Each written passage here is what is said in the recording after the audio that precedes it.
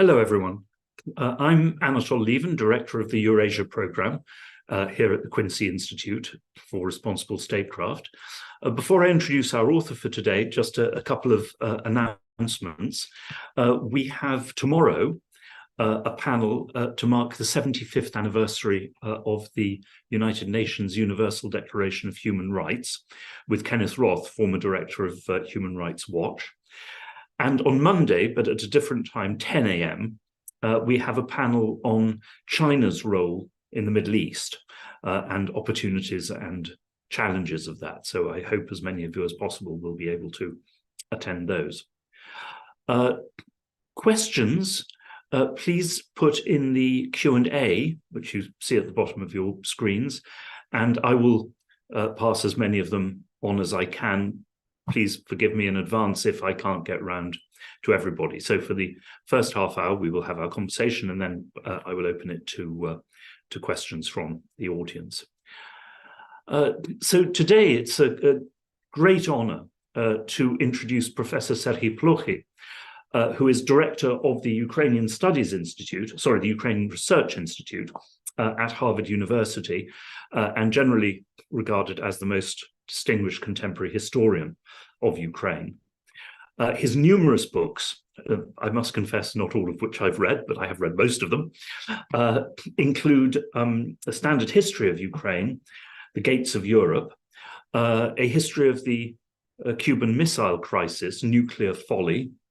And this year, Dr. Plokhy produced no less than two books, The Front Line, Essays on Ukraine's Past and Present, and a study of the Russo-Ukrainian War, which of course, tragically, is still continuing.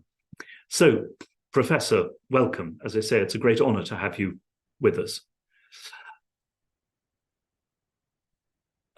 I think you may be muted. Thank you.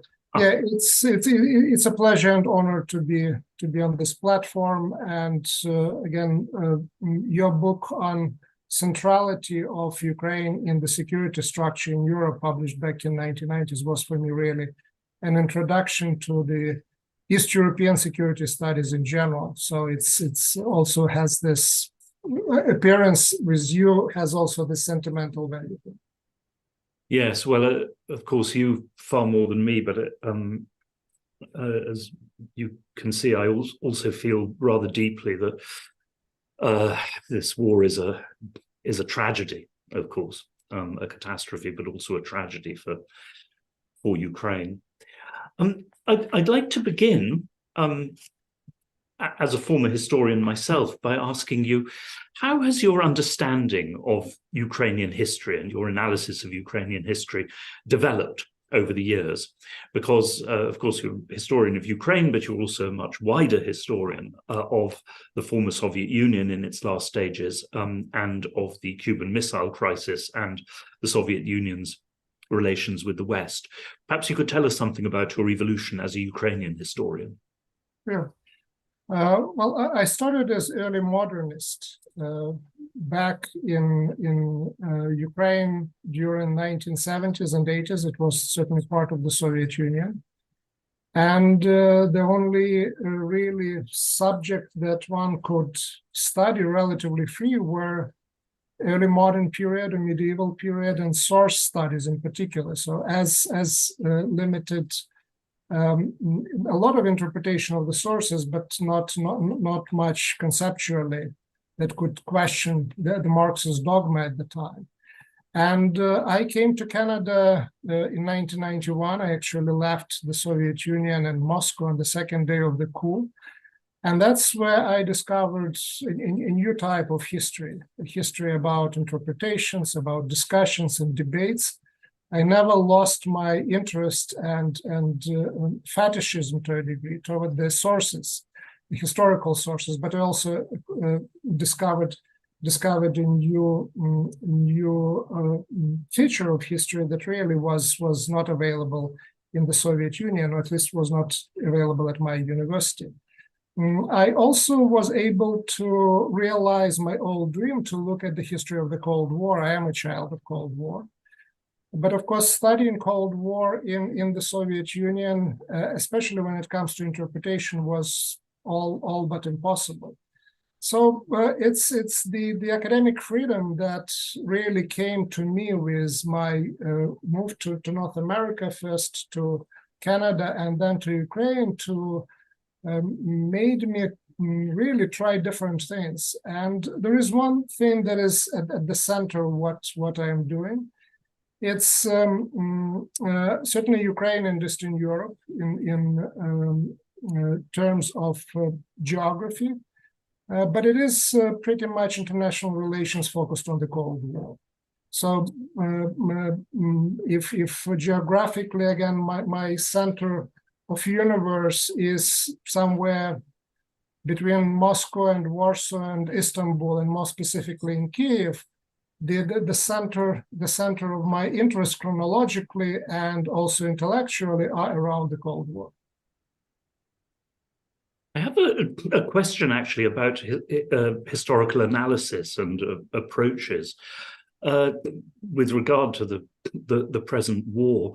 I'd be interested to know if you see this conflict as, to some degree, implicit or inevitable in the history of the two countries, Ukraine and Russia, or to what degree has this been a question of agency or contingency?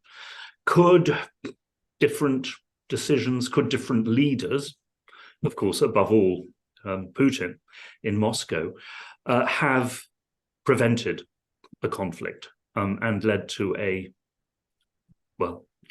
less tragic outcome? I look at this war as certainly a postponed war, a war that really can be best explained, at least in my opinion, in the context of the disintegration of the Soviet Union, and more broader, the history of the disintegration of the Russian Empire, because the empire really disintegrated in 1919, then it was stitched together by the Bolsheviks with new ideology and, of course, brutal force. And then this post-imperial space went through disintegration once again in 1991. And we all hoped that the largest territorially, the largest empire in the world, 1/6 of the earth was controlled by the Tsars and then a little bit expanded by the Bolsheviks, that it would go down without a major bloodshed. And of course, we're looking at Chechnya, and we're thinking that, okay, that's not that is not really normal. That's not what we should expect. This is some aberration. And then Georgia, and now by the wars in Ukraine started by Russia first in 2014, and then this all-out war in 2022. It became clear that history of the disintegration of the Soviet Union turns out to be as bloody, or maybe even bloodier, than demise of other empires back in the 20th century. So it doesn't mean that we were really doomed for a war of that sort and of that kind. The war didn't happen in the 1990s. Or the beginning of the century for a number of reasons, but one of them was also the let's say, different leadership in Russia, especially in the 1990s. And Boris Yeltsin, who was personally committed to the ideals of democracy, he also happened to be the person who buried Russian democracy and ordering the tanks to fire at the building of the Russian parliament that he defended 2 years earlier. So the agency matters, and I'm sure that the Russian post-imperial history and post-imperial history of the post-Soviet space could be different. So I see there both history at work, but also a particular type of leader in Russia at work as well. As far as we know today, his decisions first to annex Crimea and start this war and then all-out war against Ukraine came as a surprise to a big part of the Russian elite, not just to Ukrainians, not just to observers outside. And that says that in the political system that emerged in Russia after the Soviet Union, one person has really enormous power, of the sort of the power that probably not every authoritarian state can produce, and certainly democracies don't have. That is an argument in favor of, again, importance of agency, and in particular agency of the leaders that emerge or build the states that are as close to totalitarian form of government as it gets. It's often struck me that one reason for Putin's power and survival is that the Russian elites themselves, they distrust themselves. They distrust their ability to maintain any kind of, consensual order among themselves without a strong, at the very least, one could say a very strong chairman of the board to keep them in order. And that, of course, feeds into, the old Russian fears, which were, in my experience, very strongly reinforced for many people by what happened in the 1990s, of chaos, of anarchy, of a time of troubles. And I mean, going back to what you said about the decision to invade in last year being very much that of Putin and his narrow immediate circle, I think from my own conversations that's entirely correct. And I don't think that a majority of the Russian elites or people wanted this war or would have launched the invasion. However, there seems to be now also a very widespread desire not to lose. I mean, now that they're in the war, there is a willingness to fight on, partly because of fear that if they suffer defeat, the whole system will crumble. I mean, if that is an accurate picture of the Russian collective mind today, do you see any realistic possibility of a compromise peace between Russia and Ukraine? Or, I have to say, God forbid, is this something which will simply have to be fought out to the finish? What you see really in Russia is that the decisions were made both in 2014 and in 2022 by Vladimir Putin. But the annexation of the Crimea in 2014 was really welcomed by the absolute majority of Russians. But of course, that was casualty-free. It involved no. Well, the fact that invasion of 2022 was called special military operation was certainly not planned for the big war. And let's say, again, the parallel with the start of World War II. Hitler didn't have plans for starting World War II.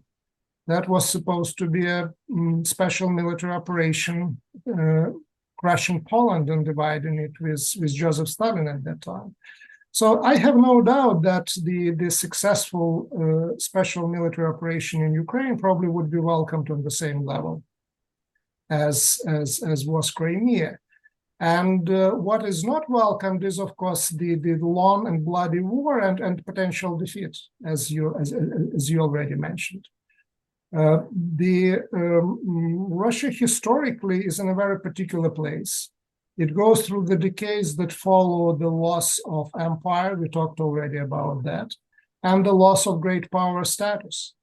And this is in the country that never had any track record of democratic development, but has an enormous track record of existence of empire, and basically the regime being legitimized through the imperial conquest and through the presence in the international arena. And the population really reacts to what policies government conduct. In that sense, in sort of the continuation of the long tradition established not just by the previous decades, but by previous centuries of Russian history. Now the question of where that leads and where that will end. We are already in the middle of the largest war in Europe since 1945. And this is the largest war in the world in terms of industrial war, probably in the last 70 years. And that means that we are at the point where the political solutions don't apply anymore. And the fate of the war, like any war of that sort and of that kind, would be decided on the battleground. Depending on what happens on battleground, either one side's win, other sides lose, or there is a stalemate, which it looks like the situation on the ground today, with the front line not moving much in the course of the last year. So that will be the foundation for any political solution, decision, which either it's compromise or it is victory. But again, we are so deep in the largest and the most horrible war in the world in the last 70 years that really it's the situation on the front lines that will decide the future. Before 2014, which had, of course, naturally such an effect in Ukraine, it was not uncommon to hear particularly more radical Ukrainian ethno-nationalists, one could call them, and also some Ukrainians in the West, including a fellow Canadian Ukrainian who will known to us both, but since it was a private conversation, I can't name him, to say that actually Ukraine would be stronger because more homogeneous, would have a much greater opportunity to build itself as a united and Western-oriented nation without Crimea and the Donbass. And as I say, this came not from, I mean, of course it came from sort of pro-Russian elements, but it also came from very strongly Ukrainian nationalist elements. Is that discourse now over, or is there a possibility that it could return as part of moves towards a peace settlement, that actually, to hell with them, we're better off with what we have? Yes, the voices of that nature were heard both in Ukraine and in diaspora as well. Putin's aggression of 2014 made really politically changed the political climate and made claims like that really impossible to be really proposed anywhere publicly or openly. On the other hand, what I can see is that the Ukraine after 2014 was slowly learning how to live in the new borders. Now the largest battle of the war that is happening in the last few weeks is the battle for Avdiivka, which is a suburb of Donetsk. And in the course of the war, Russian army wasn't able actually to move further from Donetsk anywhere east. And the reason for that is quite simple, that the Ukrainians were fortifying their positions. Fortifying their positions means that they were actually prepared to have a Maginot Line there, were prepared to stay there, de facto recognizing the border, if not politically, if not legally, but then as something that probably will stay for a while. And now, of course, it's the war opened the question of the borders of Ukraine. The open question is of Russia's borders. Russia legally elects, in sense illegally according to the international law, but introduced in the constitution of the Russian Federation, 4 regions of Ukraine apart from Crimea, 5 regions altogether, including the territories that it didn't control on in late September of the last year, and since then kept losing those territories. So Russia today, not only Ukraine, but also Russia doesn't control the territories that are allegedly Russian according to the Russian constitution. So we are again in the situation where it will be the fortunes of the war that probably will be deciding that issue, the issue of the borders, at least in the short run. I can't imagine certainly any government in Ukraine surviving, recognizing the Russian annexation, or Ukrainian people at that point agreeing to that. Formally recognizing it and legally recognizing it. Well, exactly, legally. Yeah. In terms of recognizing the temporary borders as fait accompli, well, we saw that in history more than once, from Germany to Korea to Vietnam and so on and so forth. And till today, there is no peace treaty between Japan and Russia because of the territorial dispute. So yeah, these things can take a while. I have a question about Ukraine's state-led national identity, which obviously, very naturally, as a result of the Russian invasion, has swung in a very strongly ethno-nationalist direction, especially, of course, when directed against Russian culture and language and so forth within Ukraine. And I was struck by a couple of quotes from your book, The Gates of Europe, which of course was written before the Russian invasion, if I understand correctly, but I mean before the full scale after 2014. After 2014. Yes. And one of them, you asked how much hybridity, in terms of a mixture of cultures, how much hybridity can a nation bear in face of hybrid war? But another quote that you quoted a Russian speaker, or partly ethnic Russian within Ukraine, and I myself, when I was traveling in Ukraine in the spring, heard similar sentiments from people of mixed Russian origin, that she, I think it was a woman if I remember rightly, she identified with Pushkin, but not Putin. I heard that again and again in Zaporizhia. Nobody still sympathized with the Russian government, with Putin, with the Russian army, not surprisingly after a year of being bombarded. But there was, of course, still naturally a deep attachment to Russian culture and Russian literature. And although, I saw no reason to doubt that people, largely as a result of the invasion, were fully loyal to Ukraine, there was, a considerable measure of unease about some of the language about Russians in general, coming out of Kiev, the whole Mongoloid barbarian line. And as one woman said, they should remember that they're talking about my mother here. Can you see a way, I mean, is ethno-nationalism now, an ethno-nationalist identity, going to be the permanent feature, you think, of Ukraine? Or is there a way back after the war, whenever that occurs, towards a more hybrid and civic national identity?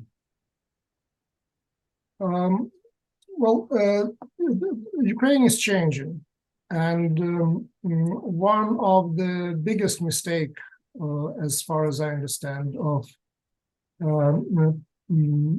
planning of this war on part of Russia was the expectation that in 2022 they were invading of Ukraine of 2014. Yeah, exactly.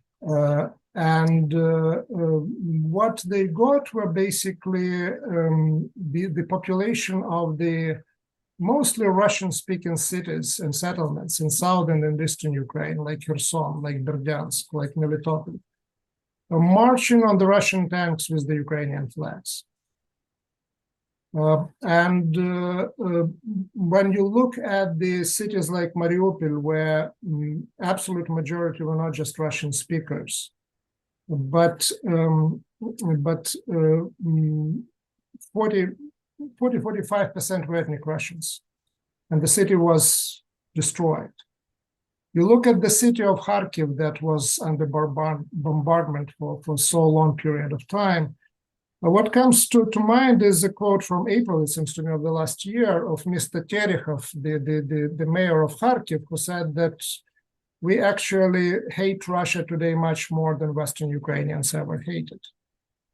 And that certainly translates also to the elements of the Russian propaganda that uses culture and Pushkin in particular and Russian imperial history to integrate the territory or claim the territories that were taken militarily from Ukraine. The streets of Kherson, there would be certainly references to Pushkin and quotes from Pushkin and from Suvorov and so on and so forth. So the areas that are taken over, the Ukrainian books are collected and being destroyed. So it's a very different policy from that point of view than was the Soviet policy, which celebrated Shevchenko and allowed Ukrainian classes and so on and so forth. Modern Russia comes actually with the claim that Ukrainians don't exist as a nation. The response that produces on the other side is certainly the embrace of the, including cultural elements of Ukrainian identity. Ukrainian political identity is very different from Russian. It is really based on the understanding of democracy and dedication to that democracy. The people whom I told you were marching against the Russian tanks, they were marching in defense of their mayors, the people whom they elected, who represent them. And they were doing that because they knew what happened in Crimea and in Donbass, that their right to elect, their right to be in charge of their own localities was taken away from them. So what is added to that now, to this political culture, which is very different from Russian, as it turned out, are the elements of Ukrainian culture. As a rule, this is happening among the younger generation. That process already started in 2014, and also happening among older generation. I visited Kyiv in August and September of this year. The switch to Ukrainian is remarkable. Mm-hmm. And yeah, no government in the world is powerful enough to order people speak on the streets one language or another. So this is the reaction to the war, and this is the embrace of the not just political elements, which are democratic elements of Ukrainian identity, but also cultural ones. The monument to the Russo-Ukrainian friendship in downtown Kyiv, and you probably remember it. It's also on the cover of my UK book now, mm-hmm. Beheaded. It survived 2014, but it couldn't survive the Russian bombing of Kyiv. Mm-hmm. The same is happening with Kharkiv. So the irony, the sad irony, or maybe not so sad, tragic, whatever irony of the situation is that the war that started under the banner of the Russians and Ukrainians being one and the same people and saving Russian speakers and ethnic Russians produced, in my opinion, the highest casualties among Russian-speaking and ethnic Russians in East and in the south of the country, the main battlefield of the war. But also certainly strengthened the Ukrainian identity, both political and cultural. I expect, we don't have this data and that takes time, I expect that a process of the strengthening of Russian identity separate from Ukrainian would be happening in Russia as well as the result of that war. Mm-hmm. Yes, which makes, of course, ethnic minorities in Russia very nervous indeed. Because Russia, of course, remains a multi-ethnic state. And already in this war, we know that there were tensions and protests in Russian regions, non-ethnic Russian regions, partially as the result of the war, as these groups have been overtaxed in terms of the mobilization into the Russian army, in comparison to ethnic Russian regions, and in particular capitals like Moscow, St. Petersburg. So to begin with questions from the audience, two interlinked questions. I mean, it's absolutely clear that the Russian security elite and foreign and security establishment still think of themselves as an imperial power and people, or at least a great power. How far do you think that extends into the Russian population? And a second question, why do you think, I mean, it's very understandable, of course, why Ukraine has, well, it's had no choice but to accept massive casualties in this war of defense. Why do you think that the Russian population, I mean, other than simply through, of course, authoritarianism, has been willing to accept with so relatively little protest such heavy levels of casualties in this war? I belong to the generation that lived through the collapse of the Soviet Union, and then the rise of independent republics. And certainly I remember and shared the not just hopes but almost conviction that Russia was emerging as a beacon of democracy in the post-Soviet space. Was enough to look at Mr. Yeltsin on the tank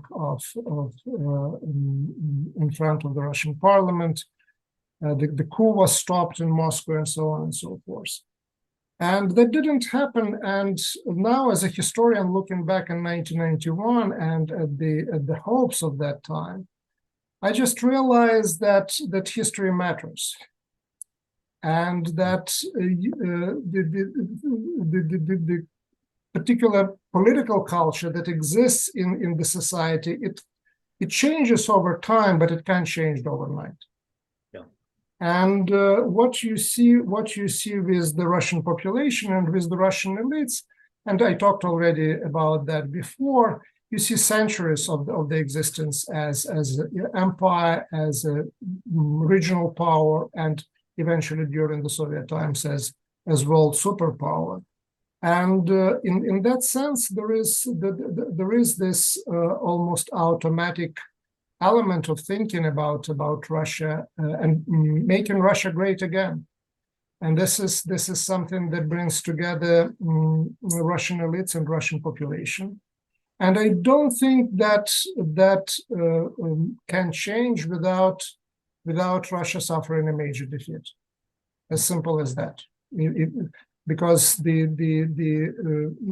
message that this is not something that is acceptable for the world, beneficial for neighbors, but also disastrous for Russia, it can't be delivered in any other way. It's the idea of creating, like the US was doing that in the 1990s, centers of excellence and universities with the liberal education and so on and so forth.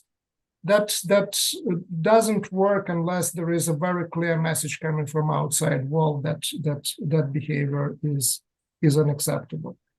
In terms of why Russians are prepared to sacrifice so much, certainly authoritarian tradition is one of those reasons. I was also shocked to see how little has changed really since Soviet times, since World War II in particular. The Russian army still fights the wars and the battles in the same way how the Soviet army fought.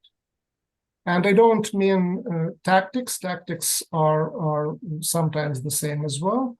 But I mean the value of human life. I mean this special units formed from the prisoners, or from people who were accused of all sorts of crimes, and the execution of people who refused to go into suicidal attacks. I, as a historian, suddenly started to understand much more, not just about Russia and the Soviet Union, but also about World War II, and how it was won by looking at what was happening at Bakhmut, by looking at Prigozhin, by looking at the way how the Russian population at large, the majority doesn't want to go to the war, but doesn't really challenge the government that wages this war. So again, I see a lot of continuation in that story, and not much discontinuity in terms of this historical tradition, and discontinuity and introduction of new elements. That's what I think we all need, whether we are in Russia, outside of Russia, in the West, or in Ukraine. On the subject of Russian defeat, I mean, I have often made the argument that although Russian state propaganda has, of course, managed to completely mask this as far as the Russian population is concerned, I mean, in objective and long historical terms, Russia has already suffered a colossal defeat in Ukraine, suffered it last year. And as you said earlier, I mean, this was a defeat which was obviously both military, but it was also, I mean, a tremendous historical, political defeat, in that it absolutely demonstrated the strength of Ukrainian nationalism. And as you said, the loyalty to Ukraine of people who Moscow had expected, it seems genuinely, would side with or accept, Russian rule. Would you agree with? And it's very difficult for me. I mean, as you say, I suppose in the end everything will depend on what happens on the battlefield. It's very difficult for me now to imagine how Ukraine as a whole could ever again be permanently or semi-permanently, or for any significant length of time, subjugated to Russia. Is that too optimistic in your view, or do you think that was actually proved by last year? No, I think it was proven. I made what I thought was a mistake, and now it doesn't look that way. Already in the first days after the war, maybe after the first week, I stated publicly in an interview that in historical terms, Ukraine had already won. Mm-hmm.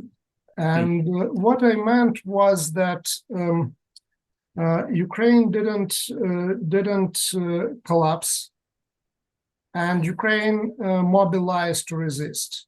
And in historical terms, that's extremely important development, because we had in the history of 20th century only one case when someone resisted Russia/Soviet Union, and that was Finland.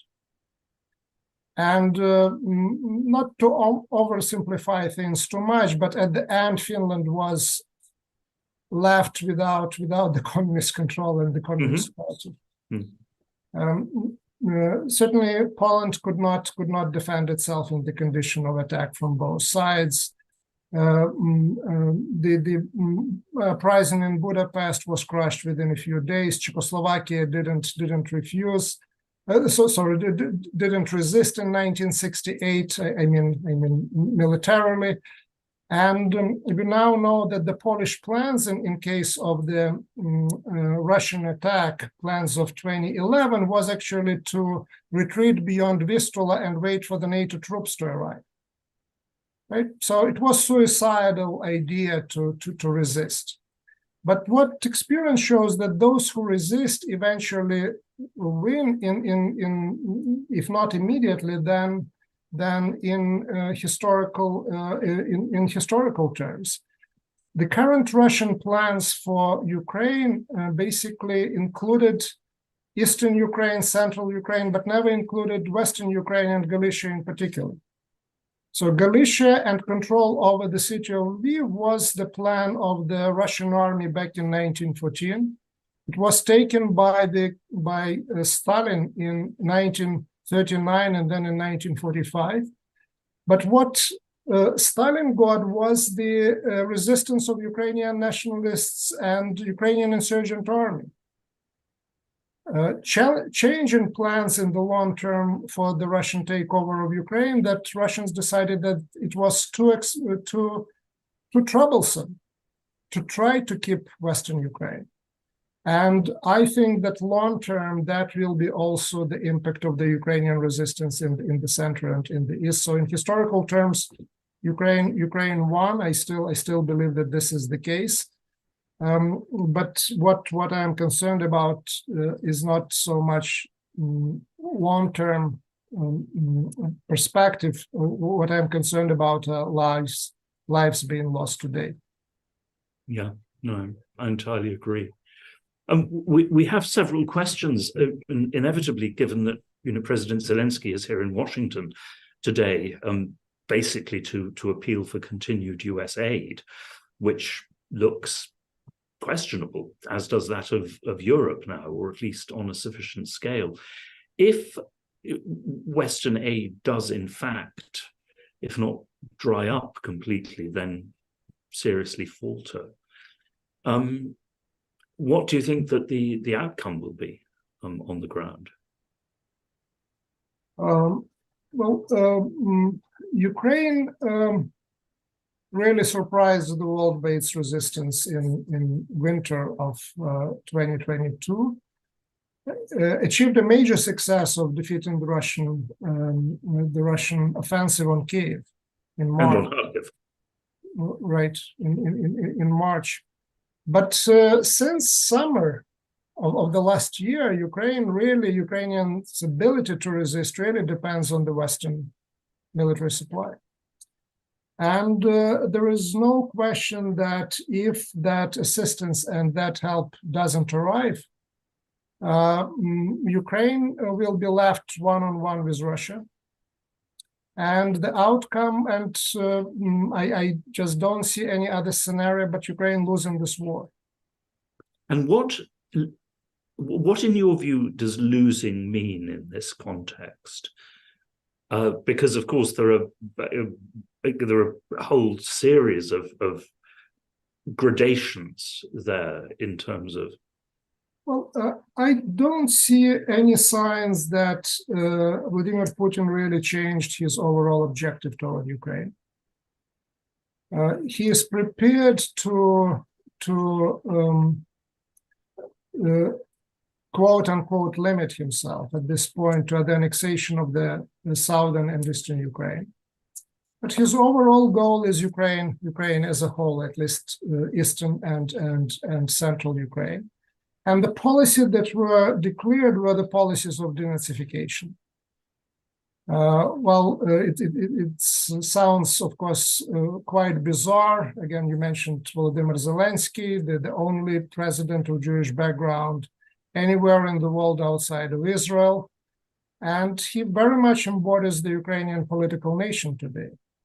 So the denazification means really de-Ukrainization. So with the policies that are being conducted in the Crimea, in southern Ukraine and eastern Ukraine under Russian control. This is imposition of the Russian rule. Look at parts of Kherson region. Look at Donbass. That's clearly the template. That's what one should expect from the rest of Ukraine. And then, of course, the war on Ukraine is waged today not just with the help of the Russians or Chechens or Yakuts coming from the Russian Federation, but also with the help of the soldiers from Donbas region of Ukraine. So you can imagine them drafting forcefully in the army Ukrainian population and increasing the Russian ability to fight wars anywhere from the Middle East to Eastern Europe. This is, as I already mentioned, the largest war in the world in the last 70 years. And the wars of that proportion, they have tremendous impact on the future of the world, on the future of international relations. So at stake in this war, it's not just Ukraine losing or winning. At stake is also the West losing or winning. You look at the Russian polling data on who they consider to be the enemy. Surprisingly, Ukrainians are far behind Americans and West Europeans. So in the mind of the Russian population, they waged the war on the West. And I think that also reflects the fact that, I mean, you have some absolutely loathsome, really racist characters on Russian television. But of course, in the Russian population at large, well, there are so many Ukrainians, people of Ukrainian origin, that I think dampens down hostility to, or at least they want to believe that they're not hostile to Ukrainians as a people, whereas it's much psychologically easier, of course, to hate the West and the Americans. Well, the war started with or at least the latest stage, started with Vladimir Putin's articles on the historical unity of Russians and Ukrainians, which it's a long essay, but the argument is right there in the first paragraph, in the first two sentences. And Putin says that I said more than once that Russians and Ukrainians were one and the same people. So here is the proof in this. I'll develop this argument here. So what does it mean that Ukrainians are and Russians are one and the same people? That doesn't mean that Russians don't exist and Russians are really Ukrainians. That means that Ukrainians really don't exist. And that is the particularity of this war, that in many ways genocidal war technically is, or at least if one believes state rhetoric, is waged on the part of the Russian people. Yes, I must say I'm quite skeptical of this overuse. I mean, of the word genocide. It's used so often by now. And yet, as we know, the cases historically are actually pretty clear cut and, limited. Because yes, Hitler didn't say that the Germans and the Jews were one people, and the Houthi extremists didn't say that the Hutus and the Tutsi were one people. But what we see normally with cases of genocides, which are not clear cut, and even with the clear-cut ones, is the question that you really can't prove intentionality. What you have here when basically the right of a particular nation to exist is being denied, that's basically the intentionality being produced and spelled out. So I leave that to the lawyers to debate that. But as a historian, I see the case of intentionality in this particular case, in the case of this war, presented as clear as one can imagine.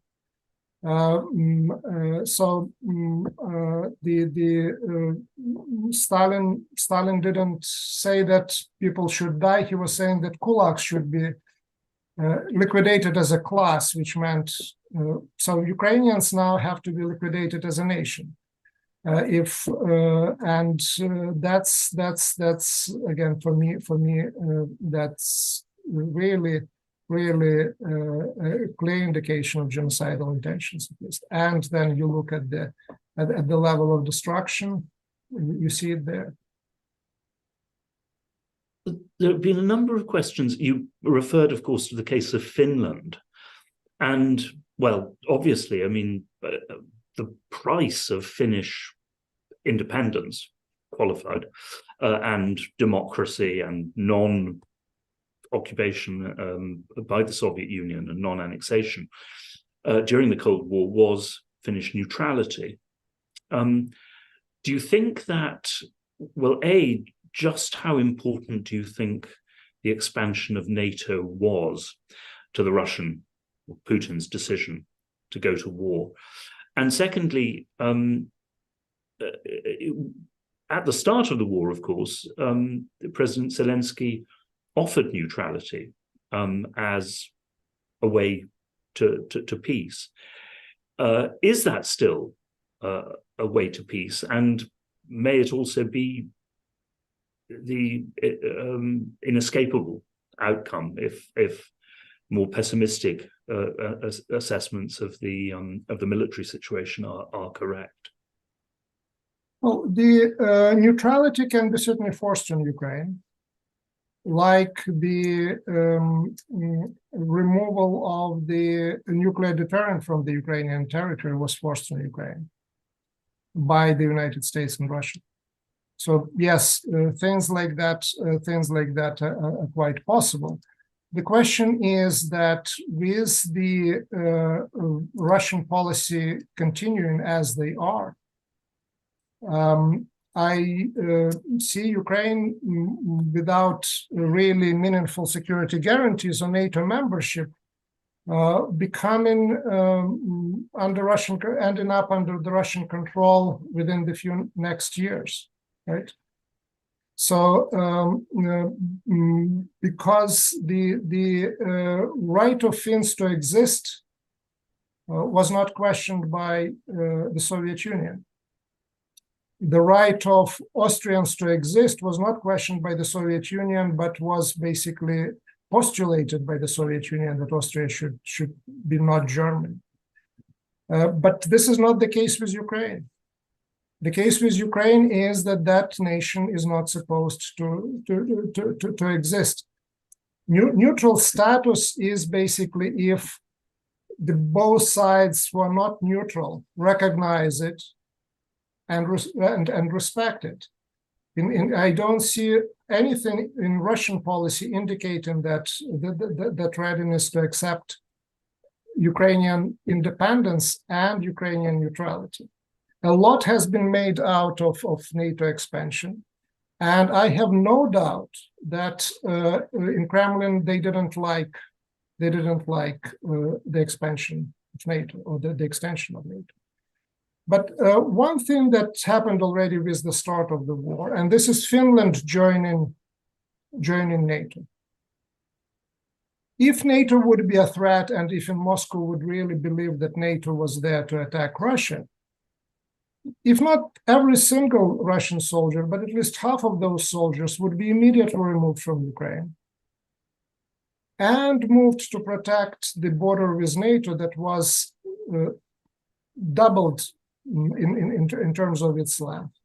But nothing of that sort happened, because in Russia they understand that NATO is not there to attack them and doesn't present a threat, but they continue to fight in Ukraine.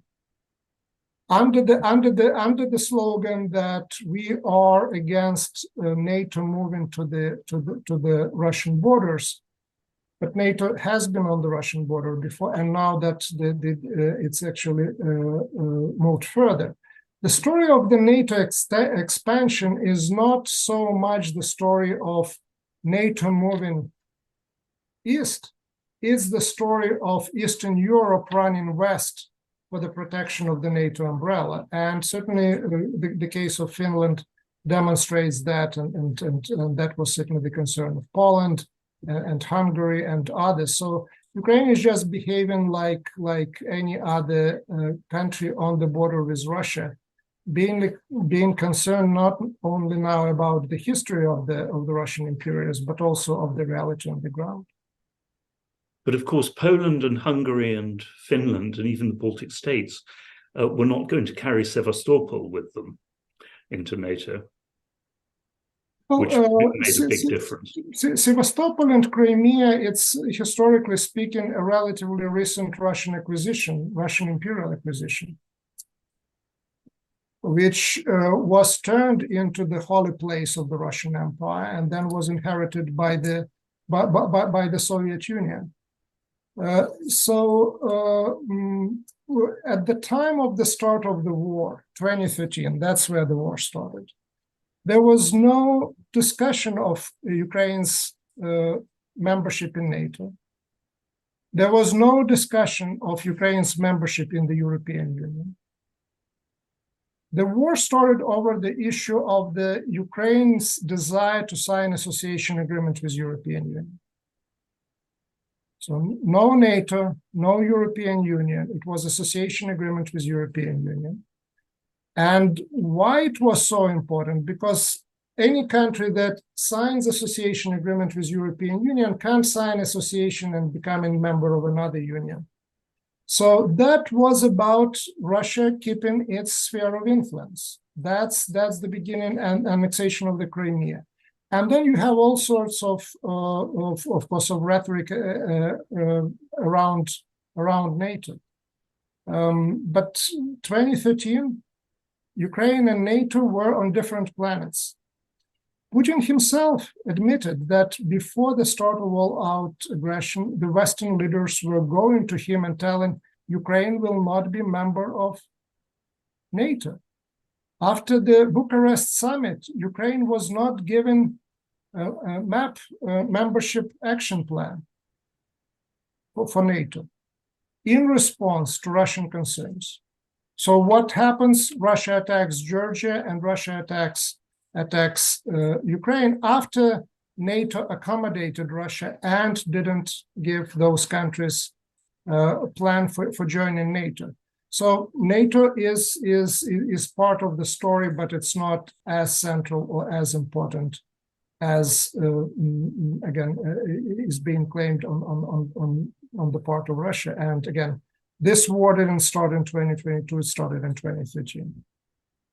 Though I have to say that, I mean, of course, the whole background is extremely complicated, but it was in fact Georgia that attacked South Ossetia in August 2008.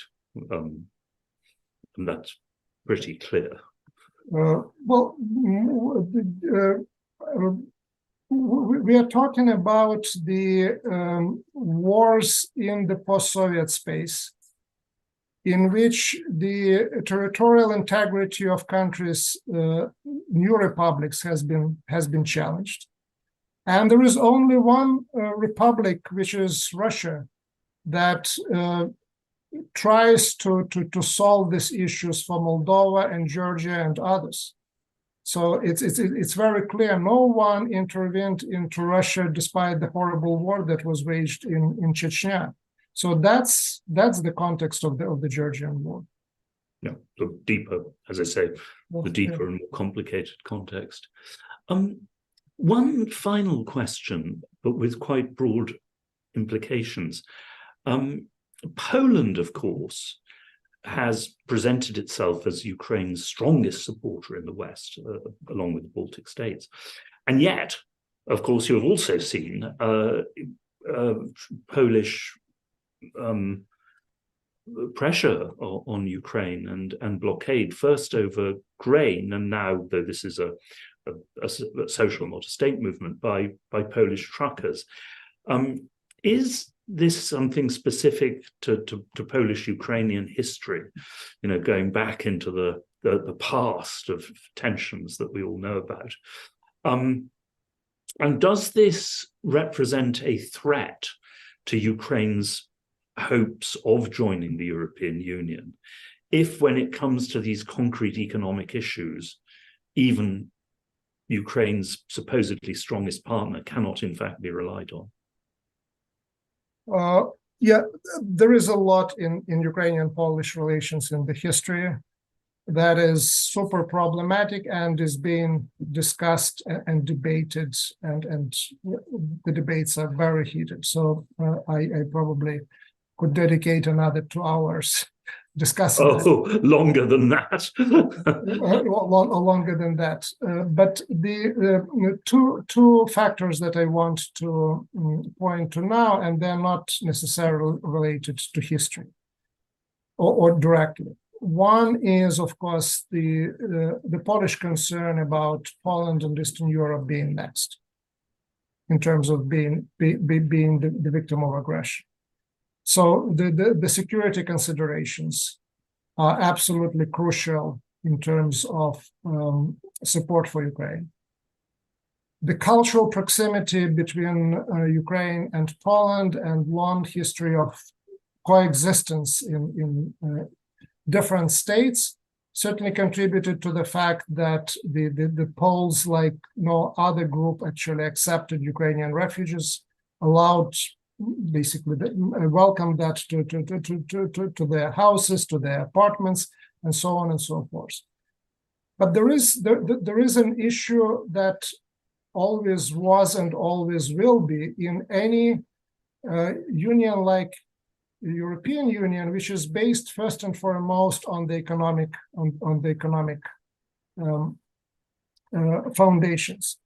And Ukraine, either it's grain export or in case of this blockades, this is about the Ukrainian trucking companies and companies in logistics.